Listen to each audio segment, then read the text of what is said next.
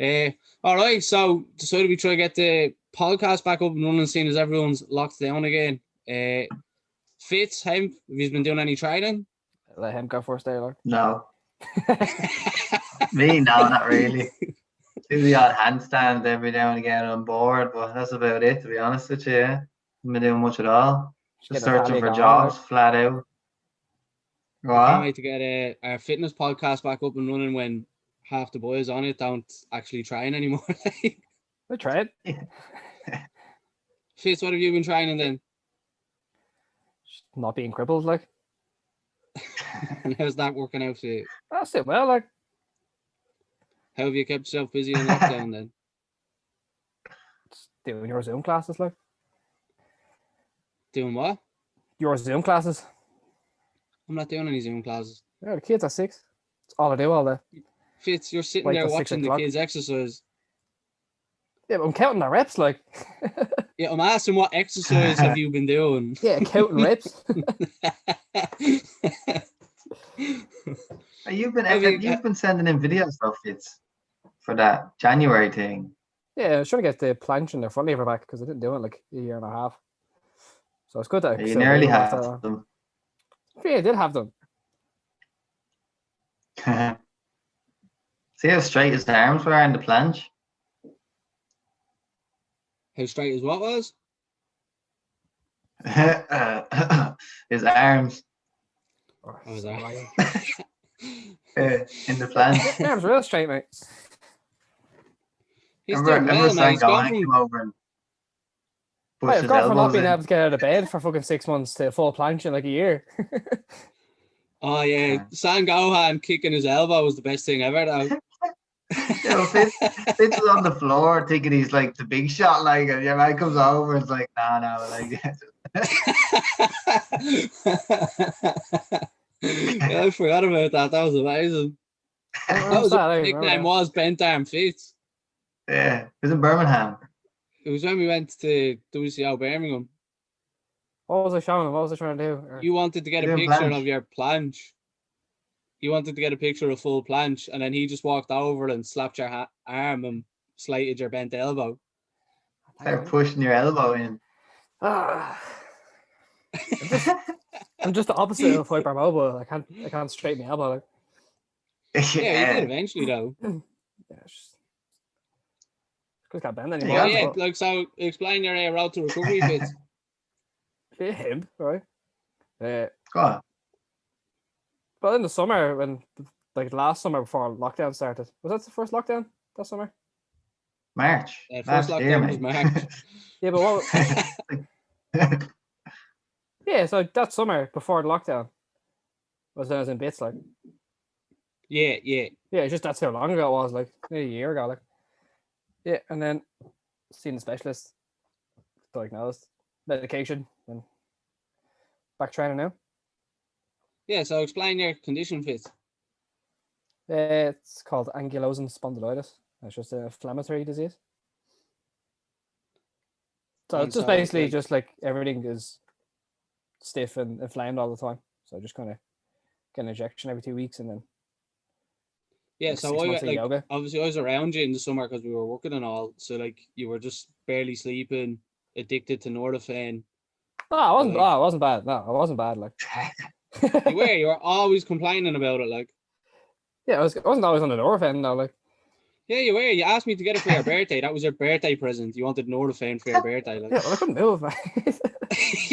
That was because like my neck was rock solid and I couldn't actually lift anything. And then I was spotting the kids. Happy birthday! Here's a 24-pack of Nordafen Express. Yeah. Yeah, we were trying to catch the kids doing backflips and all, like, and then every time I catch them, like I get a spasm and I can't move for another half an hour. Like, so I had to convince you half the time, be like, "Here, mate, I can't do anything except for like roll the ball." Do you remember? Like for a good 2 years, none of us believed that he had anything wrong with him. We were just thinking it was all in his head and all. Yeah. Yeah, it was just like you're couldn't really understand. Like he was always injured all the time, just moaning. You know, it just thought you were getting lazy, to be honest. And you come out with this condition. Like I didn't know you have to get an injection every 2 weeks. Yeah, do it yourself. And he asked me to go into the chemist for him to get Nurofen because he was bad. before. So. That's not real. Kieran kicking him out like, just one more pack, Kieran, I can handle it. Get out, you, will you? I was real scared taking them like that. I know how addicted they are. Like, yeah, I know. That's what you know how addicted they are. You wanted the 24 pack off you for your birthday, mate. Yeah, it was either that or literally like you got. That's like that. Come to think of it, that's probably why you got me to go into the pharmacy. Him. Go in there. No, you were going to the shop. I just It asked was you got bad, friends. like- No. Yeah. Oh, yeah. Look how offensive he's getting about it too. Like, no, not bad. Well, how did you? So how have you like? Because you're moving well now, mate. So what is changed for you, like in terms of your training and stuff? Well, like I literally couldn't like bend in any way whatsoever. Like my SI joints, my hamstrings, and my yeah, my SI joints basically just flared up and kind of everything around my hips was just like rock solid, like lower back couldn't move or anything like that. So I was just doing loads of yoga. Did like 6 months of yoga. Like I said, I'd never do yoga because it's just so boring, and then got into it real well. That was completely different then. Like then I could actually get back training after that. So. And you keeping up yoga? No, I haven't done it in like 2 months and I'm in bits again.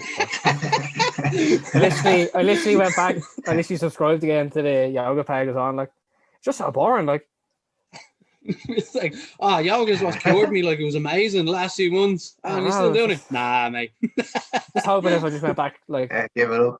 Doing push-ups, pull-ups, and Went back like on your deadlifts will be alright. But every time you've gone back to like what you regard as like strength stuff, like push-ups, pull-ups, and try to build up your endurance, you get injured again. But it sounds like when you were keeping up the yoga, you were staying relatively injury-free. Like yeah, it was just so boring though. Like it's something I like doing. So I just need to get a balance. I need to do like 1 day yoga, 1 day training, and just keep going like that. I think it'll be alright that way, but Pilates fits. Hey Pilates. Yeah, they're hard. Like I'm qualified in Pilates. It's just so boring. Like but you can make it hard. Like training. Like what? What do you regard as entertaining training then? Calisthenics, mate. Well, like you can't do it for 6 months because you stop doing yoga and then you get injured again. I'll just have to manage both. Like it'll be grand. It's dedication. Yeah, so sign back up to that yoga then. Yeah, just pay for it today. Like. Good man. Yeah, you can tell that PT's been rolling in like. What, the 2 people? Like? And then him, have you done anything? What do you mean? And pretending that his internet's lagging like. Can you repeat the question? Yeah, so like the kind of thing with that, like what do you think, like lockdown, everyone's training has kind of dipped. Like obviously hemp, you were kind of in and out anyway, but do you think lockdown has had a bigger effect on like everyone in that way? Yeah, well, the only thing I kept going was with your competition there during the lockdown, and I literally would have done the move like 10 minutes before I had to be entered, like, you know. So I haven't really been doing much since last year at all, to be honest. Yeah. You've ended up like placing ahead of like all the lads in Bar Monkey, and like they were all slating you before it. And you got like, the easy moves though. You got the easy moves. They did. What did you get against Fitz? I was against Garrett Weir. Remember, I bet Garrett Weir. Yeah, what move did you get against Garrett Weir? It was probably a strength one. But you bet Fitz, didn't you? No. Yeah, they did on the sissy squats. Remember Fitz? Sissy squats, yeah. What? That's a strength move. Mate, I couldn't bend my knees. That's not him's fault, is it? Yeah, like the most extreme like mobility move there is in the whole team. You give the knee, like. Mate, it's the wheel it's the wheel of death. I had nothing to do with it. Yeah, more like the wheel of exclusion to people with disabilities, like. Fitz, we can't hack Fitz it. texted me all that week, like, you only did about 2 weeks, and then you stopped doing everything anyway. Yeah, because I couldn't sleep again. Wake up at 3 o'clock in the morning and just go, oh, Jesus Christ, thanks, and then like, so like you've seen, like, do you think it's like I haven't seen Cairns in a while, or Do you think everyone's kind of like, what I'm trying to get at is, what do you think like long term, is there going to be effects? I think general public wise, like people who aren't into like high level sport or like different training for ages, just getting active again. I think they're getting a lot better than probably before, because they're just working at home and they're not going to work. Like they have so much more time, so that time excuse isn't there. Like I've seen much more people on Instagram going for a 5K run than I ever have for my life. So yeah, you've been out walking more than I've ever a run. heard of I've a few runs. Like when? That's 2-3 weeks. So what you think, general population wise, we're going to be fitter after lockdowns? Probably not fitter, but people probably have a different kind of mindset towards exercise now. Like all they could do was go for a run or for a walk. So like an outlet, do you know what I mean? People will start enjoying that more. I'm not thinking of it as a chore. There was actually a woman on the radio today, and she was saying that she never walked before, and now since lockdown she goes on 3 walks a day. So she said it's great. She loves it. I don't know who it was. Now it was on the radio this morning.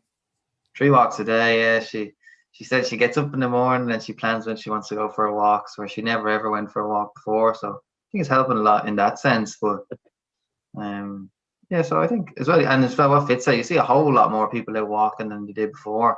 Like there's places where you didn't even think people would walk, and you're driving past them and it's packed full of people. Like yeah, down my way, like obviously I'm down near 40 foot and all, and like down there it's just packed all the time. Do you go on any walks, Em?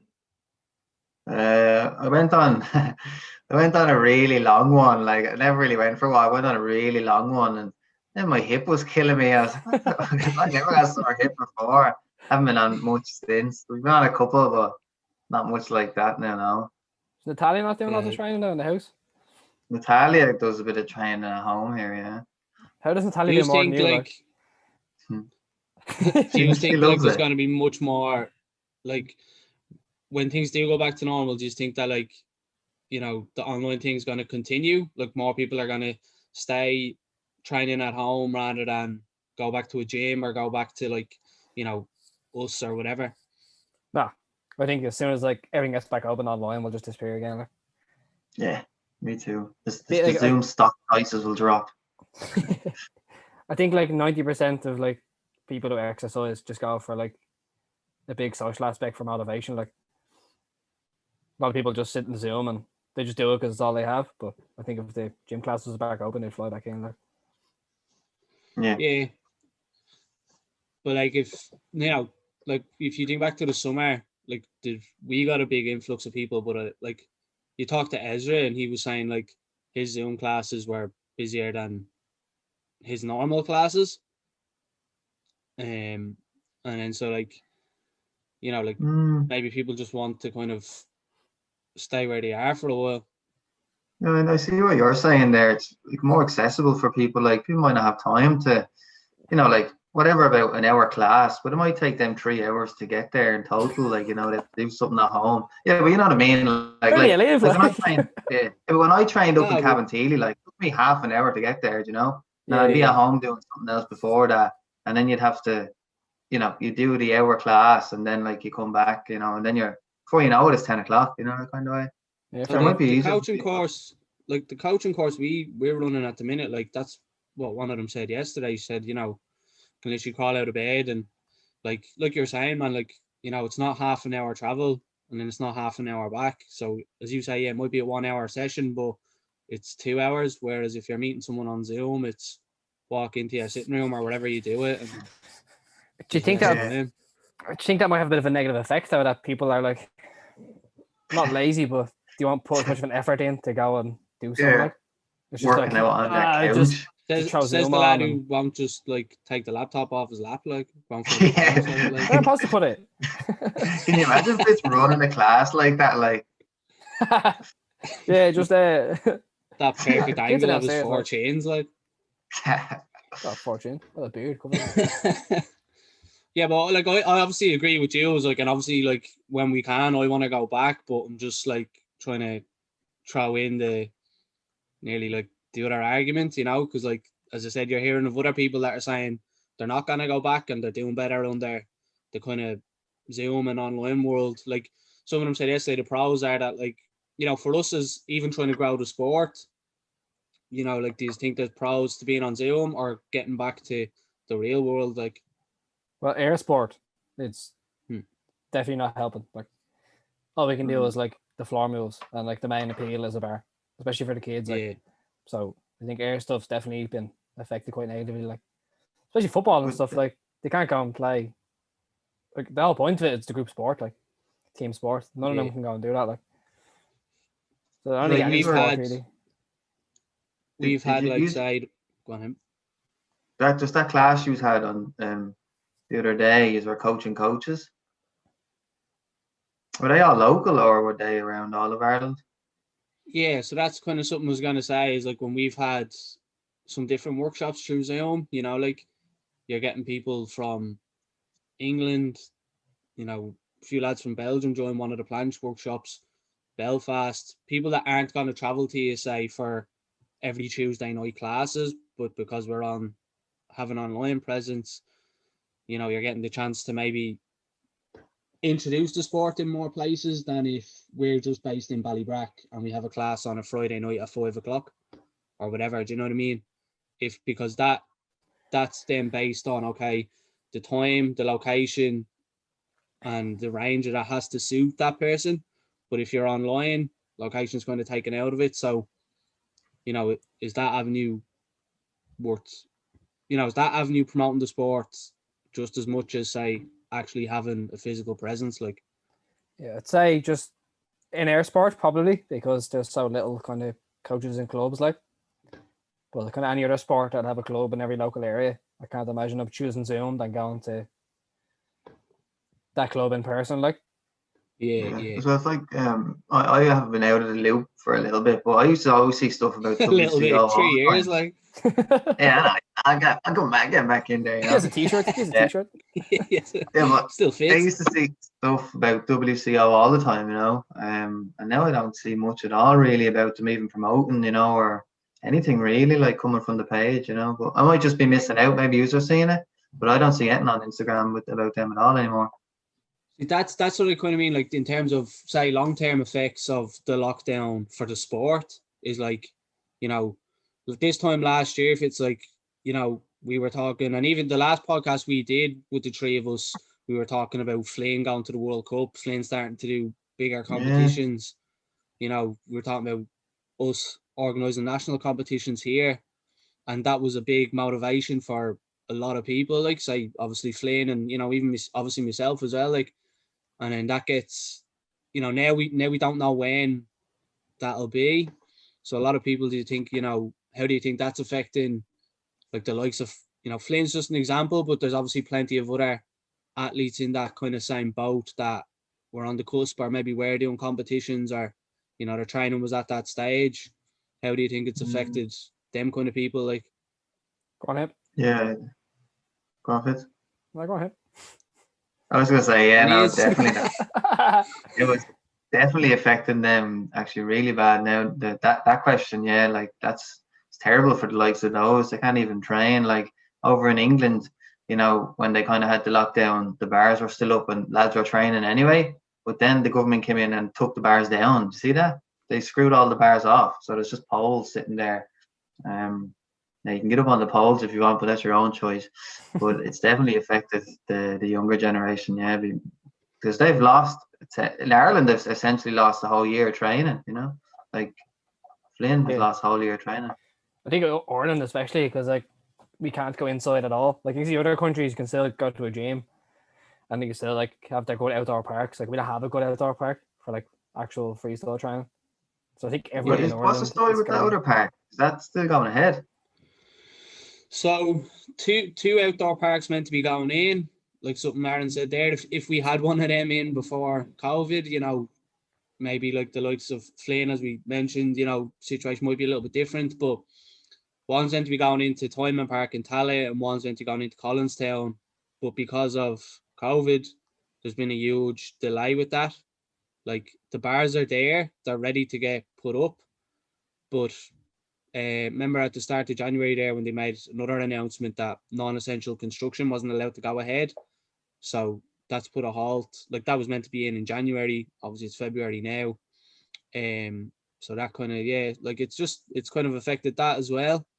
But I just like even say, you know, fits like us with Barnsley, like we've talked about it before, but we nearly have a whole set of kids involved with us now that don't actually know what calisthenics is, and they're with us since over 6 months. Yeah, it's mad. And they're outdoors and they haven't actually tried a trick because and we seem to have this month maybe we kept a few with the online kind of challenges on Zoom, as you said, but like you could see the kids kind of before Christmas there coming to class, and because they're not really able to practice the skills that they want to or should be practicing, the interest level kind of dipping a little bit. Do you think we can get that back when, or like do you think you're going to lose people in that kind of way as well? Or yeah, but everyone lost interest because everything had to change, and everything changed in a negative way, like not in a negative way, but just not the same thing as it was. Like, so like there's only so much you can do, do you know that way? So either you follow the guidelines and be responsible, or try and go around it, but like everyone had to stop it. Yeah, I think they might lose a couple of kids there. They might just say, "I'm not going back," that kind of way.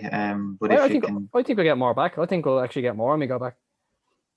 There's so many kids people are the same. People the same and more, because there's so many kids unactive now and they're seeing our stuff. Oh yeah, that's what I was about to say though. But if you can show them what they can do and what they can learn, then it'd be much easier to get them back. But as you were saying there, they don't know what calisthenics is. So I think if they were kind of getting, as you said, tired of it, then it'd be harder to get them back. But if you can somehow show them what they can be learning, then I think they have such a low expectation now that when they go back inside, it's just like, bah, they're gonna be like, Jesus Christ, what's this like? The first time they go in and see the bars properly set up, like, yeah, like they literally come in like 30% bar monkey, and then they go back into 100%. Be like, what is this like? Because we if you think we didn't obviously go back until July, and the kids that obviously kids have been involved previously, but the ones that only joined from July have had just this kind of COVID experience of bar monkey or calisthenics, and it's just like it's obviously a completely different environment, compared to what we were before that.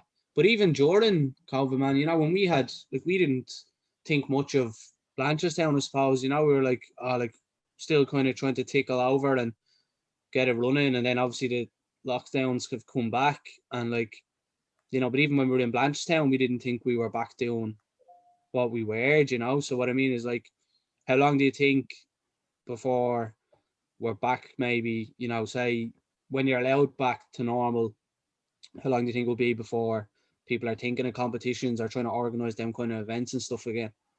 I think go straight back into it. I think people will be straight back in trying to organize stuff. Now, they'll be at the same level. I think the competitions will be like half the level they were last year, like especially in Ireland. Jesus, like who's gonna do a freestyle competition now this year? Like, yeah, I could probably step up actually straight away after yeah, on the day hemp, like like nobody could do anything. Everyone just did a few statics, like that was it. So, not fairness, the statics be fairly high now. Do you think though, really? Hopefully. Like we done that challenge for January. Longest front lever was. Well, I got a good front lever. That's the longest front lever I probably ever did. Like, you do? Yeah, 9 seconds. I've never actually. Are you stepping into competitions this year, Fitz? Shall we see? I'll make me so on. Where do you the AS Olympics? Where do you see it? Kind of like, how long do you see this going on for? Say September, I think. So you reckon competitions by September, or what do you? Nah, just life. Classes by September. Yeah, I think classes September. Like inside classes September. So are you like writing off this year again? Yeah. Yeah. But they're getting their hopes up. Like they're even just seeing there, like they're just saying you might be able to have a staycation in July. So like, there's no point to try to plan ahead. Like if it comes back deadly, like I think you'd organize something in a week if it came back. You'd be that excited. Like.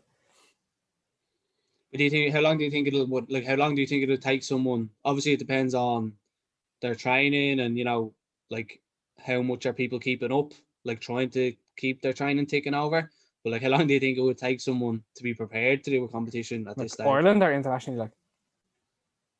Well, at the minute, just Ireland. Well, there's no one really like to.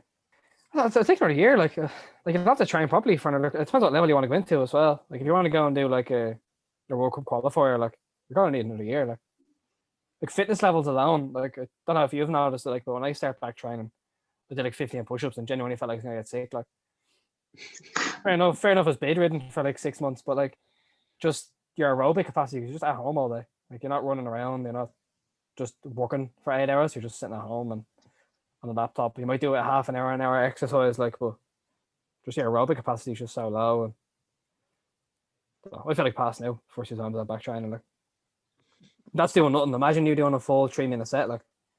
Yeah. I mean, you only got sick like when even, you used to train. Like, imagine now. Remember, like what I was saying was that, like, even when we were in Blanche, you still felt like you were just trying to catch up to where you were before the first lockdown. You know, say, and then obviously I had the concussion and all, so I was kind of in bits between January, February anyway. But like, you know, when we did get back and we were training in Blanche and stuff, it felt like you were just trying to catch back up to where we were. You know, so yeah, it's basically been you need to reevaluate your level at this point. Like you have to accept, you have to accept your 2 years back, basically. That's what I mean. Like this year, like last year is kind of like been rolled off, and then I think it depends on the person though, because you pick up your skills back fairly fast. Like fair enough, you won't catch like a memories. Top level memories are great thing. But I could see you getting like your 540 and all back in the day. Like.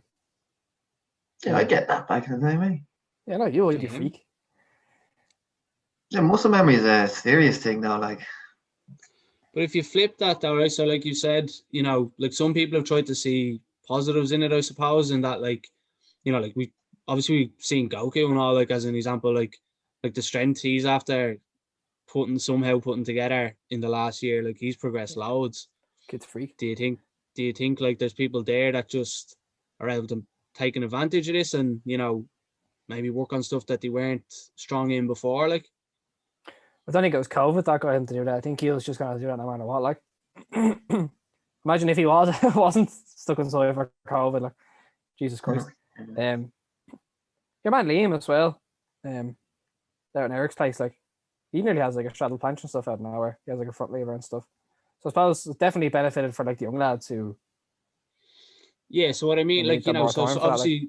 Some people have, I suppose, just different levels of motivation.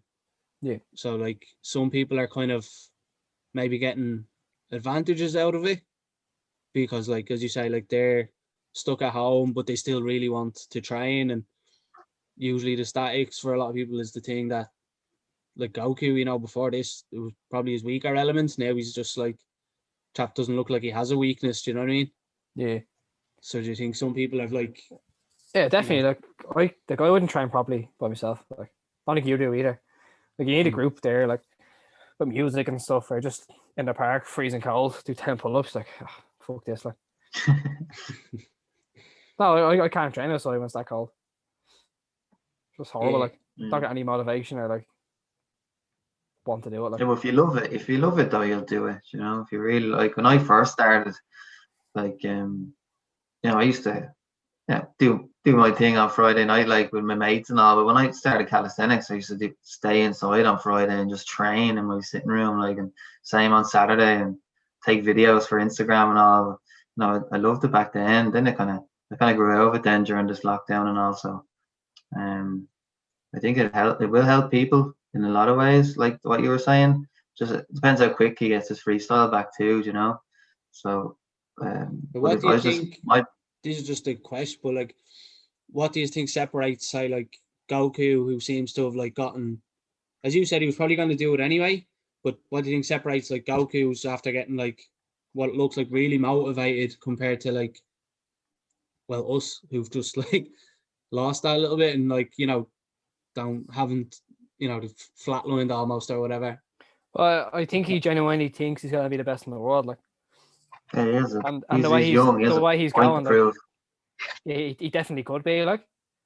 I think that's just his, like, he doesn't see himself as like, I might qualify for this or I might get here. He's genuinely just thinking, I'm going to win absolutely everything, like, I'm going to be better than everyone. Yeah. And you can see it, like, even like his posts and stuff, the way he talks about himself. But that's the mindset he should have, like. He's doing well with that, like. Yeah. Yeah, if it's the things saying if you train 15 hours a week in your sport, you become elite at it, you know, and that's obviously what he's shooting for. He's an athlete, you know, he has athlete mentality. That's what all athletes are like, proper ones. Like if you compare it, I'm not trying to like have a go at Flynn, but like, you know, they're the same age. That's the only reason I'm comparing it. And like Flynn has the same opportunities as him, if you like. And like the last lockdown, like I felt for him, but like when I see Goku just able to do it all on his own, you know, for some things with Flynn, like unless we're on his case over it, you know, and I know he loves the sport, but do you know what I mean? There's a big difference between like Goku's on his own, just training in his house all the time, and I know Flynn's doing his leaving cert and all, but like he hasn't definitely hasn't shown the same levels of motivation. Like, yeah, but if you think about any athlete, you know, that you think of, like just like even Katie Taylor, I'm sure if there was a lockdown on, she wouldn't be, you know, sitting around doing nothing. She'd be just training the same as she was, you know, even when she was a kid. Like any athlete, like a footballer, or like there's a kid out here where I live, and I see him running every day on the road. He's like 8 or 9, and he's out training by himself. Like he's obviously training for something. Obviously, some good at some sport. Maybe he likes to do running, but you know, that's just it's an athlete mentality, just to keep going, be the best, train, no matter what the circumstances are. You know, a lot to say about the Flynn thing. Like I think Flynn hasn't been exposed to like the international stuff yet. It's like Goku's been to a few competitions we've been at, and like yeah, no, because like that's what I mean. I'm not having a go at him. I'm just saying. I'm just saying like Goku's been like sucked into that world where all his mates probably do calisthenics, and like all the people he looks up to do calisthenics, and that's why he's been doing for the past like 4 years. If Flynn had like I felt sorry for Flynn because he was literally meant to do his first UK comp in March. Yeah, you know, last year, and it was all scheduled, blah blah, and like, you know, like we said, last year was supposed to be the year of Flynn, you know, that's what we were kind of all joking and saying. But I just, I mean, like, you know, that's just interesting. Like, you know, what do you think? Someone with that motivation, is it like trained, or is it just within them? As you said, Goku got exposed to it's a few different experiences as well. Yeah. And people around him, exposed to competition. So what? Like, you think that? What do you think? It's the environment around them, or is it him? I think it's all a mix about. Like, I think it's a holistic kind of thing where, like, he's been doing that from what age, like 16 or something, 15. Just down, like, you know, the atmosphere is like with lads in England, like 200 people in the park. Like, it's clearly different than what we have. Like, so they stay there all day. They stay there all day. Like, but they stay there like we used to play football back in the day. Like, where you'd be in the Astro for 10 hours. Like, that's what they do over there at the bars. Like. Yeah. As I was about to say about Goku, if it wasn't calisthenics, it seems as if it'd be something else with him, you know. But it just has that pure athlete mentality, you know. But the thing for me with Goku, right? So we've had obviously a few comps here, and like I was in Goku's first competition when he was 16 or whatever, and he milled himself. Like I think he went for a shrimp flip or a backflip or something, but he landed on his head, like, but he got back up, blah blah, and you know, didn't place anywhere. But like loads of lads over here that have done our comps have done that, like enter the competition, not placed, and then they're gone. They drop out. Whereas Goku kind of used that, you know, younger age obviously, but 16, didn't come anywhere, and now he's flying, you know. Whereas like a lot of lads over this way might do their first comp and like, you know, didn't win straight away, so they're dropping off. You know, so there's a big difference in what way he seems to be approaching things like.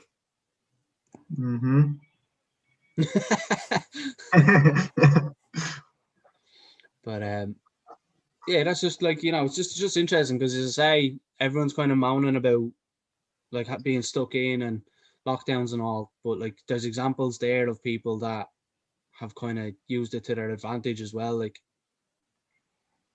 get Goku yeah, on no, the I next podcast. see what you're saying. What? Yeah, we might get Goku on the next podcast, like. He's about it. We have to. He's about it. But no, I see what you're saying though. Definitely some motivation there for some people to come back and prove themselves. Yeah. Where was that competition? England, London.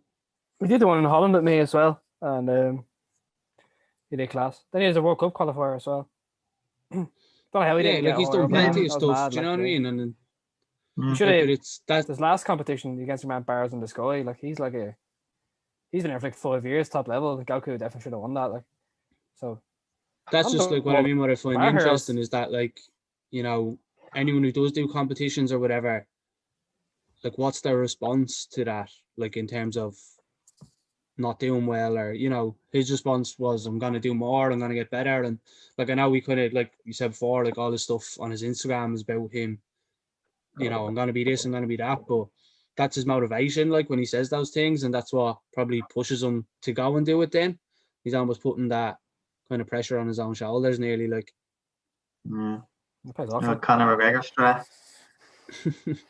But if, like, one thing is, like, so if you know, if we wanted to say, obviously it's really hard to at the minute with the Zoom and stuff, but when we go back to normal, like, if we're trying to, and I know obviously we're not just doing this, we're trying to create a big thing, but if we're looking for people to move into that atmosphere of starting to do competitions and all that, like, if we're trying to identify talent, like, what do you feel we should look for then? If you're saying, you gave an example, Hemp, with a little kid out on the road, you know, is it their motivation that you're going to look for, or is it like literally just their physical stuff? Or what do you think might, like, when we're looking for people to stand out, what do you think makes them stand out, basically? I think the like the emotional kind of strength is probably more important at a younger age, like, say if we're going like 8, 9, 10, because they haven't gone through like that second state of like peak height velocity, so they're going to get a lot of strength anyway. If they're trained properly, they can probably train as high as a kid that has crazy amount of strength at a younger age. Like, through that stage, if they're trained properly, probably get to the same physical point. Like, fair enough, if someone's like 6'4", by the time they're 12, they're probably a bit of a freak, like. But in general, like, I think the emotional strength of not getting disheartened if they don't win anything, or if they're not as good as somebody else, and can self-motivate themselves to train better, like, I think that's pretty more important to identify at an early age than the physical side of it, like.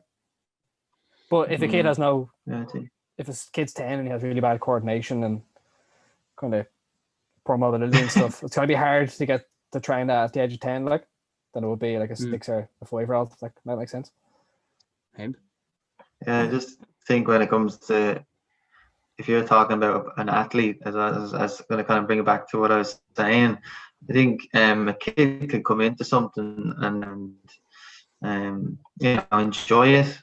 But I think it's kind of, I always kind of put it up to the kid if they want to actually go ahead and pursue it. You know, like, as I said, like, most athletes that are what they are now, they knew they wanted to do that when they were, you know, 8 or 9. You know, that's what their goal was. It's like, it's nearly like they're born to come here and do it. The question you're looking for, really, because I think it's honestly just something that if a kid's going to do it, they're going to do it. Can't really force them to. I know parents probably do force their kids to become what they want them to do too. But I think, as I said, like, all the athletes now, they knew they wanted to do that when they were 8, 9, you know, even younger than that. So yeah, it's kind of a mentality thing.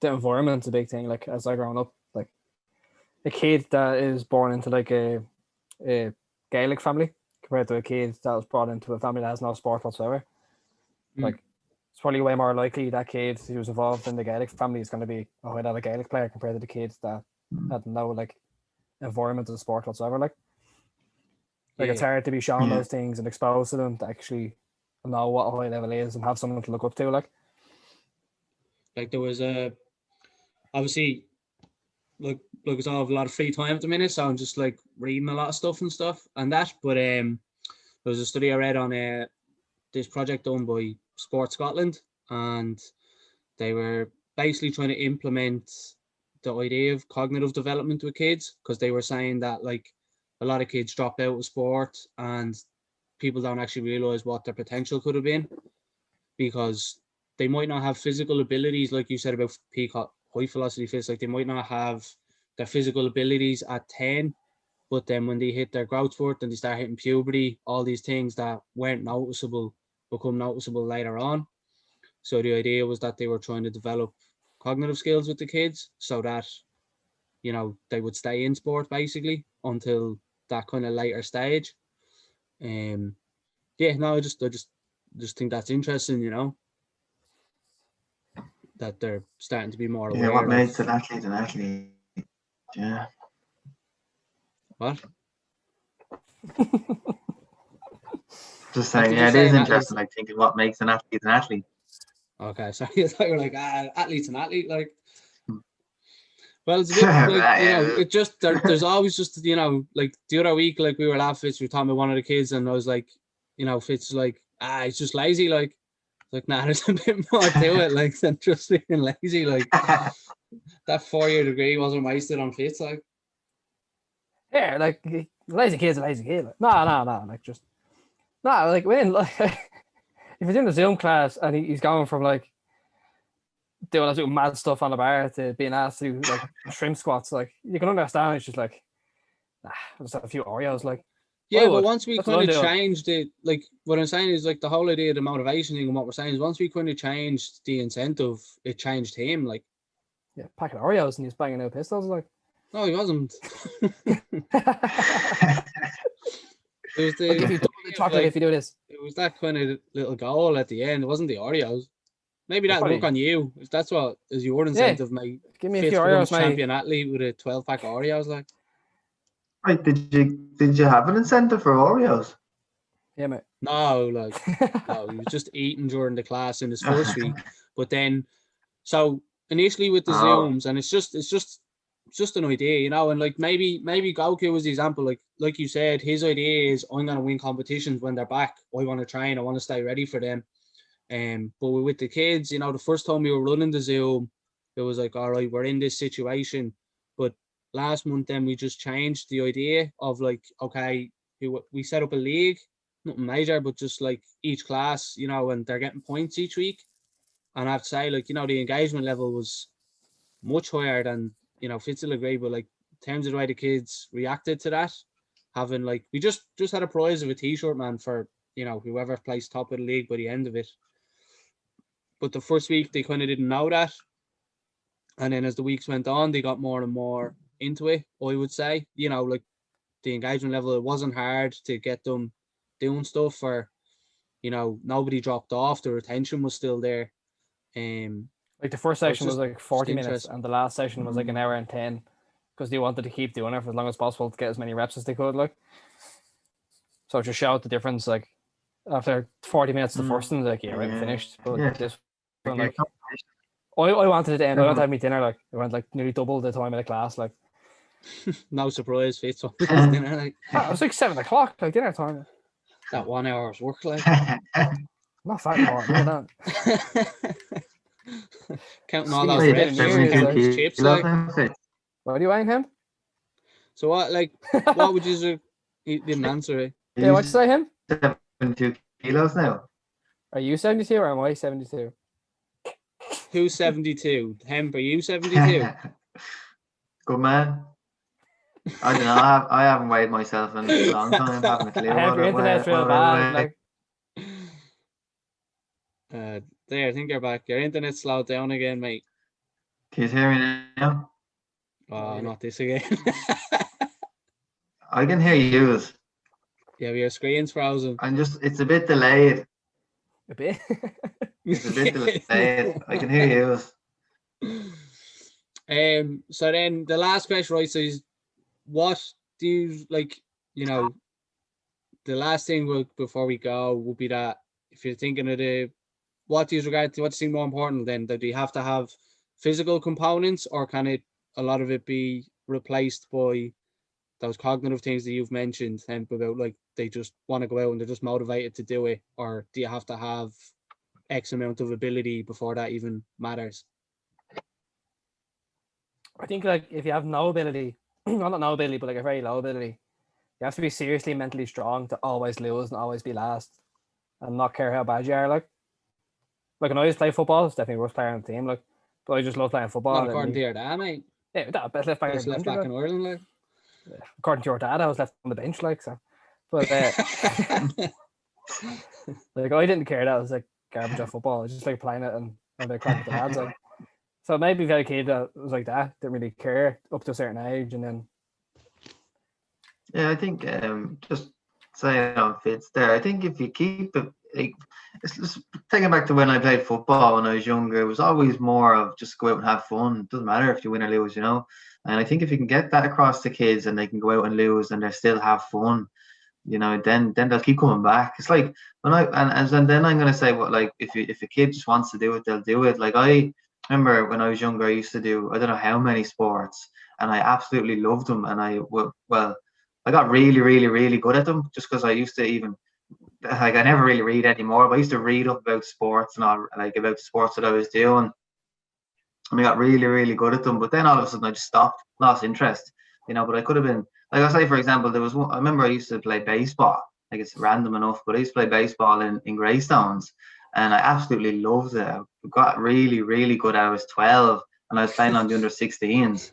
And then I just, all of a sudden I just packed it in like, but yeah.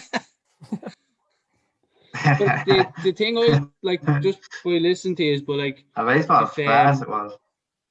Like you're saying, like Fitz, you said like they'd want to be like, have a really strong emotional setup if they're going to lose all the time. They don't have much ability.